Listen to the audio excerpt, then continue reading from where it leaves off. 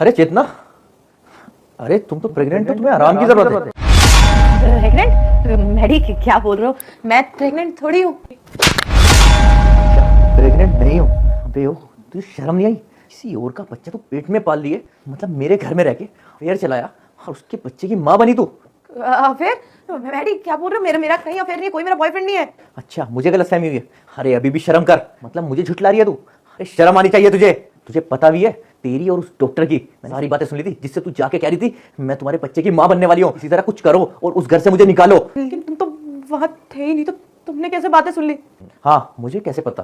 मैं तुझे बताता हूँ मुझे पता कैसे चला। और तू क्या सोच रही थी मुझे कभी पता नहीं चलेगा? डॉक्टर साहब, जरा मेरी बहू को देखिए, इसकी तबीयत बहुत खराब है, बार बार उल्टी करती है, सर में चक्कर आता है, परेशान हो गया हूँ इसकी बीमारी से। आप एक काम कीजिए, आप बाहर जाइए, मैं आपकी बहू को अकेले में देखना चाहता हूँ। ठीक है, आप इलाज कीजिए, मैं कुछ देर बाहर बैठता हूँ।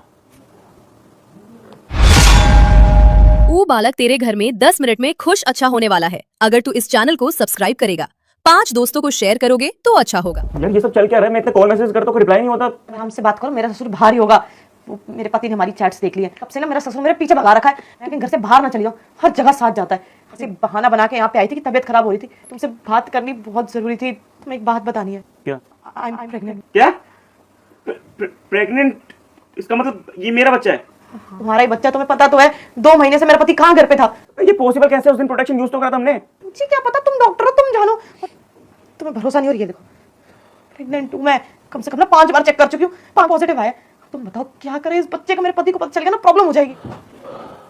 और डॉक्टर साहब, कैसी है तबीयत मेरी बहू की? देखिए कि आपकी बहू बस माइनर वायरल फीवर है और मैंने कुछ प्रिकॉशंस में, आप दवाई टाइम पे दीजिएगा, ठीक हो जाएंगी। ठीक है डॉक्टर साहब, बहुत बहुत धन्यवाद आपका। चलो बहू। अब समझ आया।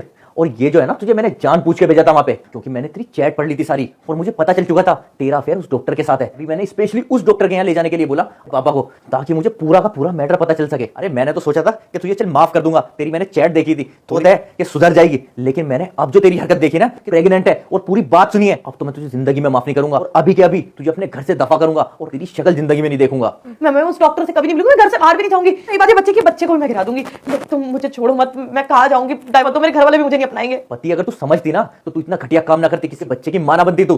अरे एक बार तो सोच लेती, मैंने क्या कमी छोड़ी थी? हर चीज की ऐश दे रखी थी तुझे, लेकिन तू मुझे धोखा दे रही है। और सबसे घटिया चीज तो यह है कि अब तू बच्चे की मां बनने वाली है, उससे गिराने के लिए भी तैयार हो गई। अरे तू किसी की सगी नहीं हो सकती।